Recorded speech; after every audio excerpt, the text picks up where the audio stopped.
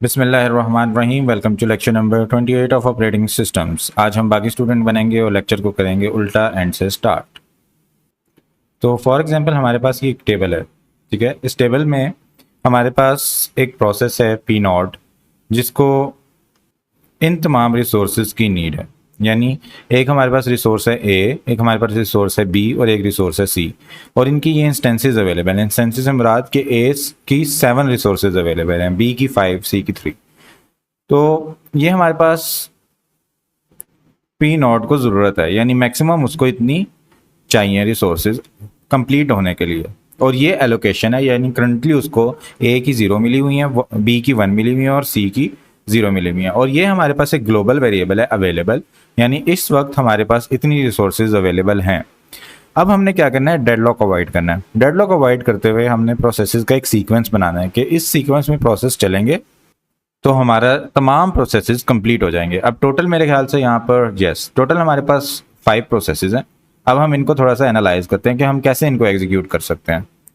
तो सबसे पहले हम देखेंगे कि मैक्सिमम नीड तो हमारे पास ये गिवन है, लेकिन इतने तो एलोकेट हो चुके हैं। तो हम क्या करेंगे, सबसे पहले हम करेंगे मैक्स माइनस एलोकेशन, यानी मैक्सिमम जितने उसको चाहिए उसमें से हम एलोकेशन को माइनस कर देंगे। तो हमारे पास नीड आ जाएगी कि करंटली उसको नीड क्या है, कितने और चाहिए। एलोकेशन उसको कितने मिल चुके हैं, मैक्सिमम के कितने टोटल उसको चाहिए थे, और नीड का मतलब है कि करंट उसको कितने चाहिए। तो हम ये कैलकुलेट करेंगे तो हमारे पास नीड आ जाएगी कि फॉर एग्जांपल पी नॉट है, उसको टोटल चाहिए 753, लेकिन बी का उसको 1 मिला हुआ है, तो उसकी जो नीड बन जाएगी वो बन जाएगी 743, यानी बी में से 1 माइनस हो जाएगा। इसी तरह बाकी तमाम प्रोसेसेस की नीड निकल के आ जाएंगी। अब हम क्या करेंगे, अब हम जहाँ पर हमने रखा हुआ था हमारे पास मैक्सिमम को, वहां पर हम नीड रख लेंगे। तो ये हमारे पास एलोकेशन है कि इतने इंस्टेंसेस इसको मिल चुके हैं सबको, और ये नीड है कि इतने इनको चाहिए पूरा कंप्लीट एग्जीक्यूट होने के लिए, और ये हमारे पास अवेलेबल प्रोसेसेस हैं, ठीक है। तो अभी आप इसको इग्नोर करें, समझें यहाँ पे सिर्फ 332 लिखा हुआ है, बल्कि हम इसको यहाँ से मिटाते हैं और यहाँ पे हम लिख लेते हैं 332। ये हमारे पास है ए बी सी, ये हमारे पास अवेलेबल प्रोसेसेस हैं ग्लोबली, जो हमें पता है कि इतने अवेलेबल हैं, ठीक है। अच्छा, अब हमारे पास क्या है कि हम अगर पी नॉट को देखें, पी नॉट की एलोकेशन हुई हुई है 010, जबकि इसकी नीड है 743 और अवेलेबल है हमारे पास 332। तो क्या हम 332 से 743 को फुलफिल कर सकते हैं? नहीं कर सकते। यहाँ पे हमें 7 चाहिए जबकि यहाँ पर 3 अवेलेबल है, यहाँ पे हमें 4 चाहिए जबकि यहाँ पर 3 अवेलेबल है, यहाँ पर हमें 3 चाहिए जबकि यहाँ पर 2 अवेलेबल हैं। तो हम इसको एग्जीक्यूट नहीं कर सकते, इसकी नीड को फुलफिल नहीं कर सकते, इसलिए हम इस प्रोसेस को स्किप कर देंगे। अब हम नेक्स्ट प्रोसेस को देखते हैं P1। P1 की जो नीड है वो है 1 2 2 और अवेलेबल प्रोसेसेस हैं 3, अवेलेबल इंस्टेंसेस हैं 3 3 2। तो अब 3 से हम 1 सेटिस्फाई कर सकते हैं, यस कर सकते हैं। 3 से हम 2 सेटिस्फाई कर सकते हैं, यस कर सकते हैं। 2 से क्या हम 2 सेटिस्फाई कर सकते हैं, यस कर सकते हैं। तो इसका मतलब इस प्रोसेस की नीड को हम सेटिस्फाई कर सकते हैं। तो हम इस प्रोसेस को एलोकेट कर देंगे ये तमाम इंस्टेंसेस जो अवेलेबल हैं, और ये प्रोसेस कंप्लीट हो जाएगा। जब ये कंप्लीट होगा हम इसको क्रॉस कर देंगे, और इसके बाद जो इसको एलोकेट किए हुए थे प्रोसेस पहले से, वो भी फ्री हो जाएंगे। तो हमारे पास जो टोटल ए की इंस्टेंसेस थी वो 2 यहाँ से आ जाएंगी और 3 पहले वाली थी, तो टोटल इसकी हो जाएंगी 5। बाकी तो इसके पास कोई भी नहीं थी, बाकी 0 0 थी। तो बाकी जो हमारे पास पिछला अवेलेबल था एज इट इज़ हम उसको लिख देंगे। तो अब हमारे पास अवेलेबल ये हो जाएगा, और ये वाला जो एक प्रोसेस है ये ख़त्म हो जाएगा। यानी हमारा जो सेव सीक्वेंस है उसमें हम P1 को डाल देंगे कि पहले अगर हम P1 को एग्जीक्यूट करें तो हमारे पास इतनी रिसोर्सेज अवेलेबल हो जाती हैं। नेक्स्ट हमारे पास है प्रोसेस P2। प्रोसेस P2 की जो नीड है वो है 6, जबकि यहाँ पर हमारे पास एक इंस्टेंसेस 5 अवेलेबल हैं, तो हम इसको सेटिस्फाई नहीं कर सकते। अब हम नेक्स्ट प्रोसेस चेक करेंगे P3 की नीड है 0, ठीक है, इसको हम सेटिस्फाई कर सकते हैं। B की इंस्टेंस की इसको 1 नीड है, यस हमारे पास 3 अवेलेबल हैं। C की इसको 1 की नीड है, यस हमारे पास 2 अवेलेबल है। तो हम इसकी नीड को सेटिस्फाई कर देते हैं। जब इसकी नीड को सेटिस्फाई करेंगे ये प्रोसेस कंप्लीट हो जाएगा। तो अब इसके जो एलोकेटेड थे वो इसके अंदर ऐड हो जाएंगे। 5 के अंदर 2 होगा 7, 3 के अंदर 1 होगा 4, और 2 के अंदर 1 हो जाएगा, तो ये हो जाएगा 3। तो हमारे पास 743 टोटल अवेलेबल हो जाएगा, और P3 हमारे पास एग्जीक्यूट होके कंप्लीट हो जाएगा। और सेफ सीक्वेंस में हम डाल देंगे कि P1 के बाद अगर P3 को एग्जीक्यूट किया जाए तो हमारा सीक्वेंस सेफ रहता है, यानी वो डेडलॉक में नहीं जाता। अब हमारे पास अवेलेबल रिसोर्सेज हैं 743। अब हम देखते हैं कि हम P4 को एग्जीक्यूट कर सकते हैं। P4 की जो नीड है वो 4 है, यस ये 7 से सेटिस्फाई हो सकती है। P3 की जो B की नीड है वो 3 है, यस 4 से सेटिस्फाई हो सकती है। जो C की नीड है वो 1 है, यस ये 3 से सेटिस्फाई हो सकती है। तो हम इसको ये रिसोर्सेज एलोकेट कर देंगे और उसके बाद ये प्रोसेस कंप्लीट हो जाएगा। जब ये कंप्लीट हो जाएगा तो इसके पास बाकी तो 0 0 थी, तो ये तो 7 और 4 ही रह जाएंगे। लेकिन जो C था उसके इसको 2 रिसोर्सेज एलोकेट हुई थी, तो C हमारे पास 5 के इक्वल हो जाएगा। अब हमारे पास अवेलेबल में ये आ गया। अब हमारे पास दोबारा से हम ऊपर जाएंगे, देखेंगे पी नॉट की क्या हम नीड को सेटिस्फाई कर सकते हैं। यहाँ पर 7 है, यस अवेलेबल है 7, 4 हैं, यस बी के लिए 4 अवेलेबल हैं, सी के लिए 3 अवेलेबल हैं, यस 5 हमारे पास अवेलेबल हैं। तो हम इसकी नीड को सेटिस्फाई कर देंगे, ये प्रोसेस कंप्लीट हो जाएगा। जब ये प्रोसेस कंप्लीट होगा, इसके पास ए की तो 0 थी, सी की भी 0 थी, तो ए और सी तो हमारे पास एज इट इज़ ऐसे ही अवेलेबल रहेंगे। जबकि जो बी है उसके पास 1 एलोकेट हुआ था, तो बी के अंदर 1 इंक्रीज हो जाएगा। अब हमारे पास रिसोर्सेज आ जाएंगे 7 5 5।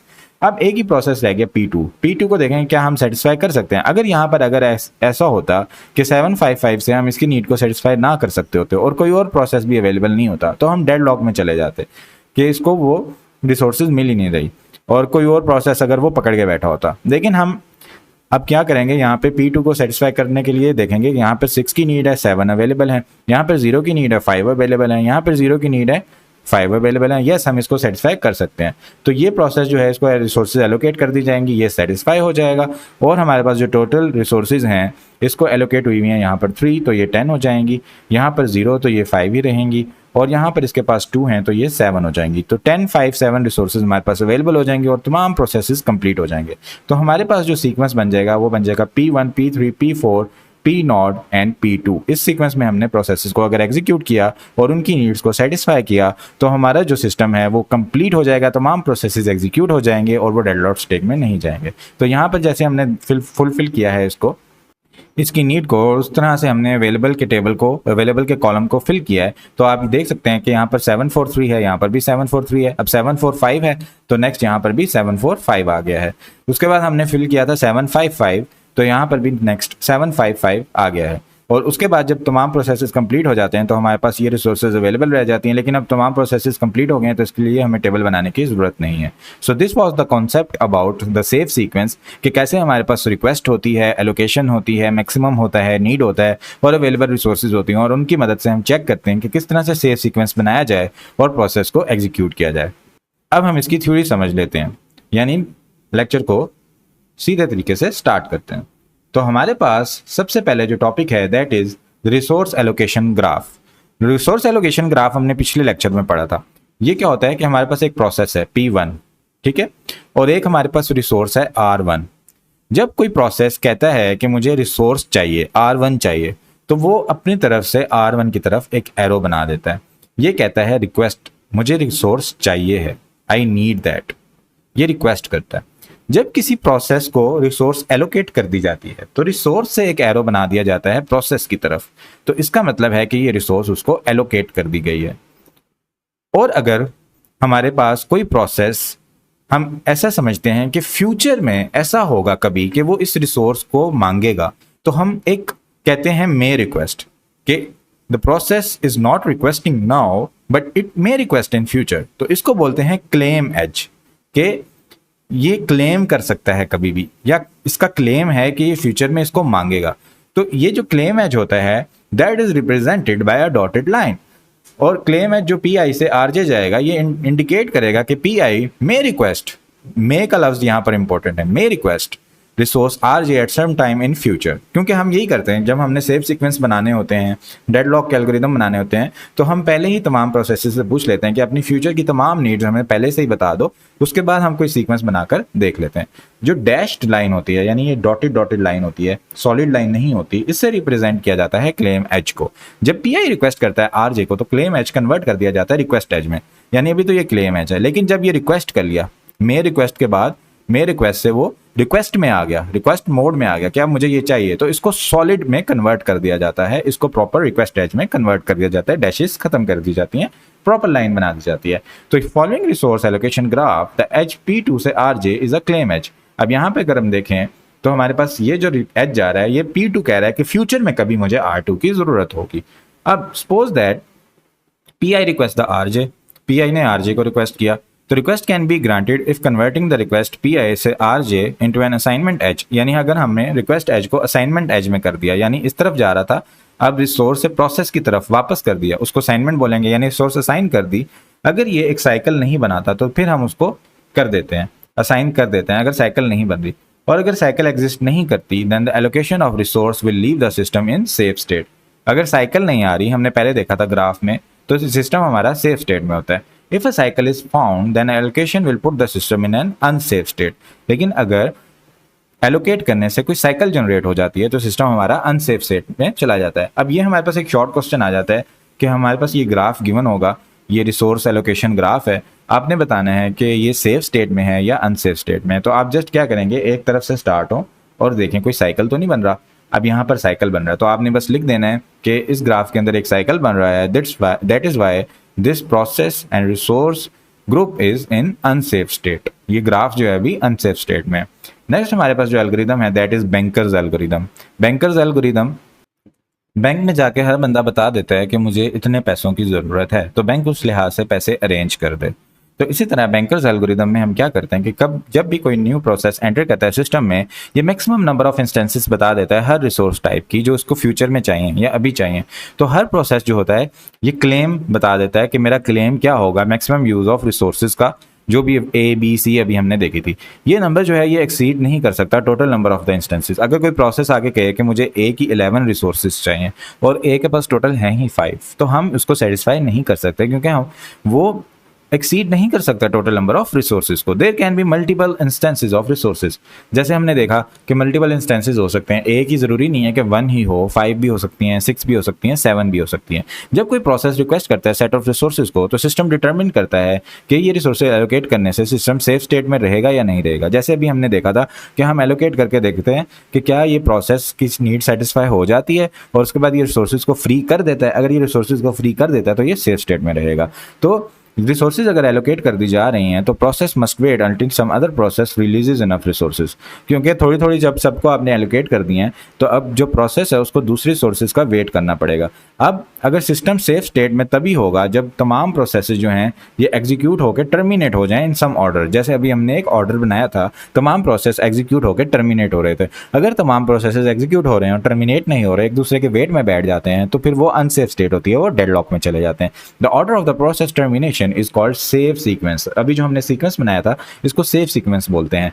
जब एक प्रोसेस उस तमाम रिसोर्सेज ले लेता है, वो उसको यूज करता है और रिलीज कर देता है इन फाइनाइट अमाउंट ऑफ टाइम। ये हमने एक अजम्पशन कर लिया कि जब हम रिसोर्सेज कंप्लीट उसकी दे देते हैं तो एक वक्त आएगा कि उसका काम पूरा हो जाएगा और रिसोर्सेज को छोड़ देगा, उन पर कब्जा करके नहीं बैठ जाएगा। Let N be the number of processes in the system, और एम जो है वो नंबर ऑफ रिसोर्सेज हैं। तो हमारे पास क्या होता है, कुछ डाटा स्ट्रक्चर्स यूज होते हैं। जैसे अभी हमने देखा था अवेलेबल में होता है कि अभी सिस्टम में कितनी रिसोर्सेज अवेलेबल हैं, यानी अगर हमारे पास रिसोर्स आर जे है तो available of J is equal to K का मतलब कि रिसोर्स जे की के इंस्टेंसेस अभी हमारे पास अवेलेबल हैं।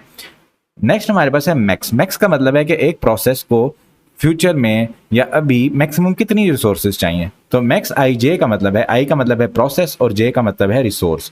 मैक्स आई का मतलब है कि आई प्रोसेस को जे की मैक्सिमम के रिसोर्सेज चाहिए अभी भी और फ्यूचर में तमाम मिलाकर, यानी प्रोसेस आई में रिक्वेस्ट एट मोस्ट के इंस्टेंसेस ऑफ रिसोर्स जे। फिर हमारे पास एलोकेशन होता है। एलोकेशन में ये होता है कि प्रोसेस आई को रिसोर्स जे की कितनी इंस्टेंसेस मिली हुई हैं। तो allocation I J is equal to K means that P I is currently allocated K instances of resource type J. उसके बाद हमारे पास होता है नीड। नीड का मतलब ये है कि हम मैक्स में से जब एलोकेशन को माइनस कर देते हैं तो इसका मतलब कि उसकी करंट नीड आ जाती है। Need I J means P I may need के मोर इंस्टेंसेस, यानी के इंस्टेंसेस तो उसको एलोकेट हो चुकी हैं लेकिन इट नीड के मोर इंस्टेंसेस। फर्दर इसको इतनी रिसोर्सेज चाहिए, इतनी इंस्टेंसेस चाहिए of resource type J to complete its task. The need I J is equal to max I J minus allocation I J, यानी प्रोसेस आई की रिसोर्स जे के लिए जो नीड है वो मैक्सिमम ऑफ प्रोसेस आई के resource जे के instances जो उसको रिक्वायर्ड हैं उनमें से अगर करंटली एलोकेटेड प्रोसेस आई के रिसोर्स जे कर दिए जाएं माइनस, तो हमारे पास नीड आ जाती है, जो कि अभी हमने देखा था प्रैक्टिकल एग्जाम्पल से। तो अब हमारे पास एक एल्गोरिदम होता है सेफ्टी एल्गोरिदम, और इस सेफ्टी एल्गोरिदम को हम यूज करते हैं रिसोर्स रिक्वेस्ट एल्गोरिदम के अंदर। कैसे यूज करते हैं ये भी हम देखते हैं। फॉर एग्जाम्पल हमारे पास एक एल्गोरिदम है जो बताता है कि सिस्टम इस टाइम करंट स्टेट में सेफ स्टेट के अंदर है या नहीं, ठीक है। तो ये कौन सा एल्गोरिदम बताता है? ये सेफ्टी एल्गोरिदम बताता है, ये एमसीक्यू भी है। Let work and finish with the vectors of length m and n। अब हमारे पास दो वेक्टर्स हैं, एक है वर्क और एक है फिनिश। वर्क के अंदर हम बताएंगे कि work is equal to available, या इस यानी हम वर्क बेसिकली ये है कि इस टाइम कितनी रिसोर्सेज अवेलेबल हैं, और फिनिश का मतलब ये है कि कितने प्रोसेस फिनिश हो चुके हैं। तो हम finish I is equal to false कर देंगे तमाम प्रोसेसेस के लिए, यानी प्रोसेस अगर फॉर एग्जांपल हमारे पास है 1 2 3, तो हम फिनिश 1 जो है उसकी जगह भी फॉल्स लिख देंगे, फिनिश 2 की जगह भी फॉल्स लिख देंगे, और फिनिश 3 की जगह भी हम फॉल्स लिख देंगे। सब में आ जाएगा फॉल्स करंटली, ठीक है। उसके बाद क्या होगा कि हम ऐसा एक प्रोसेस ढूंढेंगे जिसका फिनिश फॉल्स हो, यानी जो अभी खत्म ना हुआ हो, और जिसकी नीड अभी करंट अवेलेबल रिसोर्सेज से कम हो या उनके बराबर हो, यानी finish I is equal to false and need of I, यानी जो प्रोसेस आई की नीड है that should be less than और इक्वल टू वर्क। वर्क का मतलब है अवेलेबल रिसोर्सेज। अगर इस तरह का कोई प्रोसेस एग्जिस्ट नहीं करता तो स्टेप 4 पर जाओ, ठीक है। यानी फॉर एग्जाम्पल अब ऐसे यहाँ पर दो सिचुएशन हो सकती हैं। एक ये हो सकता है कि कोई प्रोसेस एग्जिट कर चुके हैं, तमाम प्रोसेस एग्जिट कर चुके हैं, और कोई प्रोसेस एग्जिस्ट नहीं करता और तमाम प्रोसेस टर्मिनेट हो चुके हैं, तो इसका मतलब हमारा सीक्वेंस खत्म हो चुका है, अब हमें फर्दर किसी चीज़ की ज़रूरत नहीं है। अगर ऐसा हो कि यहाँ पर एक प्रोसेस रह जाए और उसकी need less than equal to work ना हो और वो फिनिश भी ना हुआ हो, तो इसका मतलब हम डेडलॉक स्टेट में चले गए हैं। अगर finish is equal to true for all I, यानी तमाम प्रोसेस अगर खत्म हो चुके हैं तो सिस्टम सेफ मोड में है। लेकिन अगर finish is equal to false रह गया है और need less than is equal to work नहीं हो रहा, इस अवेलेबल रिसोर्सेज से कोई प्रोसेस सेटिस्फाई नहीं हो रहा, और कुछ finish is equal to false है, तो सिस्टम अनसेफ मोड में होता है। अच्छा, अब ये तो स्टेप 4 था। अगर हम यहाँ पर हमें एक प्रोसेस मिल जाता है तो हम स्टेप 4 पर नहीं जाते। हमें एक प्रोसेस अगर मिल जाता है तो हम क्या करते हैं, work is equal to work plus allocation, यानी नीड उसके जो थी वो लेस देन वर्क थी, तो हम उसकी नीड को सेटिस्फाई कर देते हैं। उसकी नीड को सेटिस्फाई करने के बाद वर्क के अंदर जो उसकी एलोकेशन थी, यानी जितने उसको मिले हुए थे, वो हम टोटल में ऐड कर देते हैं, यानी अवेलेबल रिसोर्सेज में जो एलोकेट हुई थी उसकी रिसोर्सेज उनको ऐड कर देते हैं, और finish I is equal to true कर देते हैं, और प्रोसेस जो फिनिश होता है उसको कह देते हैं कि ये अब ट्रू कर दो, यहाँ पर ये प्रोसेस फिनिश हो चुका है। और फिर हम स्टेप 2 पर जाते हैं और अगला प्रोसेस ढूंढने लग जाते हैं कि अगला प्रोसेस देखो जो सा अभी खत्म नहीं हुआ और जिसकी नीड इससे कम है। तो इस तरह हमारा सेफ्टी एल्गोरिदम चलता रहता है। तो इसको अगर मैं आसान अल्फाज में बताऊं तो सबसे पहले हम क्या करते हैं, हमारे पास अवेलेबल रिसोर्सेज होती हैं, उनको हम वर्क में स्टोर कर लेते हैं। फिर हमारे पास एक फिनिश अरे होती है जिसके अंदर तमाम प्रोसेसेस को फॉल्स कर दिया जाता है। फिर हम एक ऐसा प्रोसेस ढूंढते हैं जो भी फिनिश ना हुआ हो, जिसका finish I is equal to false हो, और जो इसकी रिसोर्सेज जितनी उसको जरूरत है वो वर्क से कम हो। जब ऐसा होता है तो हम उस प्रोसेस को सेटिस्फाई कर देते हैं, वर्क में उसकी एलोकेशन ऐड कर देते हैं जो उसको एलोकेट हुआ था, और उसकी जो फिनिश है उसको ट्रू कर देते हैं और कोई दूसरा प्रोसेस ढूंढना शुरू कर देते हैं, जैसे हमने अभी टेबल में किया था। उसके बाद हमारे पास जो एल्गोरिदम है जो सेफ्टी एल्गोरिदम को यूज करता है, that is resource request algorithm. Resource request algorithm क्या करता है कि हम देखते हैं कि कोई भी प्रोसेस है वो रिसोर्स के लिए कितनी रिक्वेस्ट कर रहा है। अब for example request I with request vector for process I, एक प्रोसेस आई है जो रिक्वेस्ट कर रहा है किसी भी रिसोर्स के लिए। अगर request I J is equal to K, यानी जो प्रोसेस है, प्रोसेस आई कह रहा है कि मुझे जे की के रिसोर्सेज चाहिए, तो प्रोसेस पी आई को के इंस्टेंसेस और रिसोर्सेज जे चाहिए, तो हम request for the resources is made by process P I and the following action are taken. तो क्या होगा, हमारे पास जो पी आई है वो रिक्वेस्ट करेगा। तो अगर रिक्वेस्ट उसकी नीड से कम है तो फिर तो ठीक है, अगर रिक्वेस्ट नीड से कम है तो हम उसकी रिक्वेस्ट को सेटिस्फाई करेंगे। लेकिन अगर उसने अपनी नीड से ज़्यादा रिक्वेस्ट कर ली है तो ये ठीक नहीं है, फिर हम एक एरर रेज कर देंगे कि प्रोसेस जो है अपनी मैक्सिमम क्लेम को एक्सीड कर रहा है, ये ज्यादती कर रहा है। अगर तो उसकी रिक्वेस्ट यानी जो अभी वो मांग रहा है उसकी नीड जो उसने शुरू में बताई थी उससे कम है, तो हम क्या करते हैं, चेक करते हैं क्या उसकी रिक्वेस्ट लेस देन अवेलेबल है, यानी अवेलेबल रिसोर्सेज क्या उसकी रिक्वेस्ट को सेटिस्फाई कर सकती हैं। अगर कर सकती हैं तो हम स्टेप 3 पर जाते हैं। अगर नहीं कर सकती तो हम कहते हैं पी आई आप वेट कर लो और हम कोई और प्रोसेस देखते हैं जिसको हम सेटिस्फाई कर सकते हो, since the resources are not available for that P I. हम फिर कहते हैं कोई और प्रोसेस चला लेंगे और जब वो एलोकेशन में अपनी रिसोर्सेज को अवेलेबल में ऐड कर देगा तो फिर हम पी आई को सेटिस्फाई करेंगे। अब हम क्या कहते हैं स्टेप 3 में कि फॉर एग्जांपल इसकी जो रिक्वेस्ट आई थी वो लेस देन अवेलेबल रिसोर्सेज थी, तो हम सिस्टम को प्रिटेंड करते हैं कि उसने एलोकेट कर दी हैं requested resources to P I by modifying the state. कि हम क्या करते हैं कि अवेलेबल में से उस टाइम अवेलेबल माइनस रिक्वेस्ट करते हैं और एलोकेशन में हम रिक्वेस्ट को ऐड कर देते हैं, यानी जो टोटल अवेलेबल रिसोर्सेज थी उनमें से उस प्रोसेस की जो रिक्वेस्ट आई है वो माइनस कर देते हैं और फिर एलोकेशन में एलोकेशन प्लस रिक्वेस्ट कर देते हैं, यानी जो हमने अवेलेबल में से रिक्वेस्ट उठा लिया उसको हम प्रोसेस की एलोकेशन में ऐड कर देते हैं और नीड को नीड माइनस रिक्वेस्ट कर देते हैं, यानी अब जितने उसको मिल चुके हैं वो उसकी नीड में से माइनस कर देते हैं और फिर सेफ्टी एल्गोरिदम इन्वोक करते हैं। अगर तो इस तरह करने से, ये जो चीज़ अभी हमने की है, इस तरह करने से अगर प्रोसेस सेफ स्टेट में रहता है, if the resulting resource allocation graph is safe, the transaction is completed, transaction complete हो जाती है, else the old resource allocation state restored. अगर ऐसा करने से सिस्टम अनसेफ स्टेट में चला जाता है, सेफ्टी एल्गोरिदम लगाने से, तो हम वापस पुरानी स्टेट ले जाते हैं, सिस्टम को रिस्टोर कर दिया जाता है, and the process P I must wait for request I, और प्रोसेस पी आई को बोला जाता है कि आप वेट करो। तो यहाँ पर हमारे पास इलस्ट्रेटिव एग्जांपल है जो हम ऑलरेडी देख चुके हैं। उसके बाद अगर कोई डिटेल है तो हम फर्दर देख लेते हैं। The safety algorithm concludes that, ये हमारे पास सेफ सीक्वेंस हमने बनाया था, ठीक है। अब हम सपोज करते हैं कि फॉर एग्जांपल प्रोसेस पी आई एक एडिशनल इंस्टेंस ले लेता है, यानी पहले जो प्रोसेस जो P1 था, P1 यहाँ पर अवेलेबल है और उसके अंदर हमारे पास इंस्टेंसेस मिली हुई थी, उसको हम देखते हैं यहाँ पर 302 है, लेकिन यहाँ पर जो एलोकेट हुई थी वो उसको हुई थी 200, ठीक है। अब 200 के बजाय हम प्रोसेस P1 को अगर 302 कर दें, ठीक है, कि उसको इतनी एलोकेट हुई है तो अवेलेबल है 230।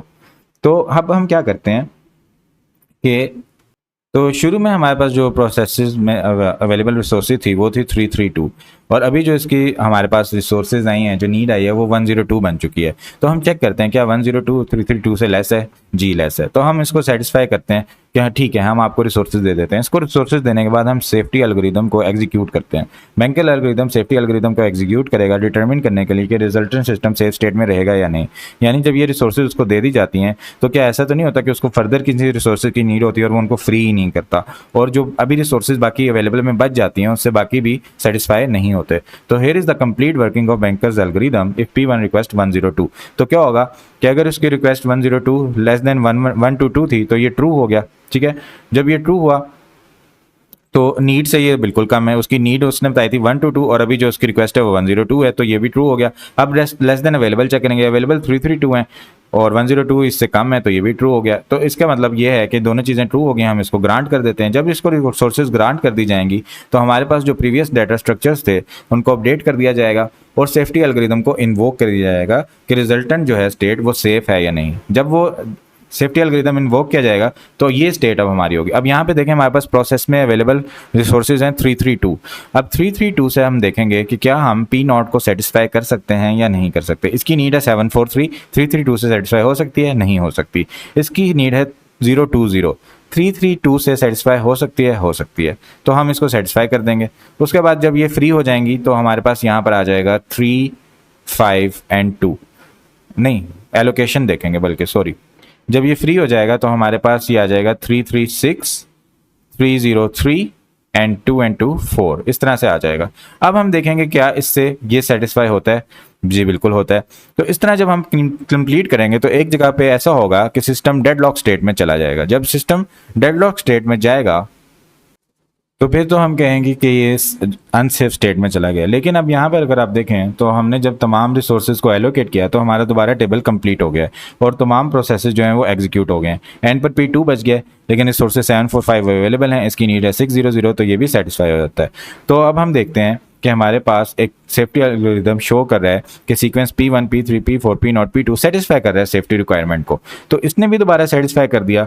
तो P1 की जो रिक्वेस्ट है इसको ग्रांट कर दिया जाएगा। यानी हमारे पास ज़रूरी नहीं है कि एक किस्म का सेफ सीक्वेंस हो, मल्टीपल सेफ सीक्वेंसेस भी हो सकते हैं। So note that the safe sequence is not necessarily a unique sequence. बस हमने देखना है कि ये जब इसको इतनी रिसोर्सेज दे दी गई और अवेलेबल रिसोर्सेज चेंज हो गई तो क्या अब उसकी जो रिक्वेस्ट है वो फुलफिल करने से सिस्टम सेफ स्टेट में रहता है या नहीं रहता। अब एक और एग्जांपल है जहाँ पे P नॉट की रिक्वेस्ट 020 आ गई हैं, तो आप उसी तरह से उसको देखेंगे कि क्या उसकी नीड से कम है, अवेलेबल से कम है, और उसके बाद उसको फुलफिल करने की कोशिश करेंगे और टेबल को फिल करेंगे। अगर टेबल फिल करने के बाद तमाम प्रोसेस एग्जीक्यूट हो जाते हैं या जैसे यहाँ पर अब दोबारा एक सीक्वेंस आ गया है, इसने भी सेफ्टी रिक्वायरमेंट सेटिस्फाई कर दिया तो पी नॉट की भी रिक्वेस्ट आ जाएगी। तो बेसिकली ये हमारे पास ओवरऑल एक एल्गोरिदम होता है कि जब भी कोई प्रोसेस रिक्वेस्ट करता है हम उसकी रिसोर्सेज को दे देते हैं, और दे देने के बाद हम बाकी तमाम प्रोसेसेस पे अवेलेबल रिसोर्सेज को चला के चेक करते हैं कि क्या हमारा सिस्टम टर्मिनेट हो रहा है या नहीं। अगर हमारा सिस्टम टर्मिनेट हो रहा है तो इसका मतलब कि ये हमारे पास सेफ सीक्वेंस है।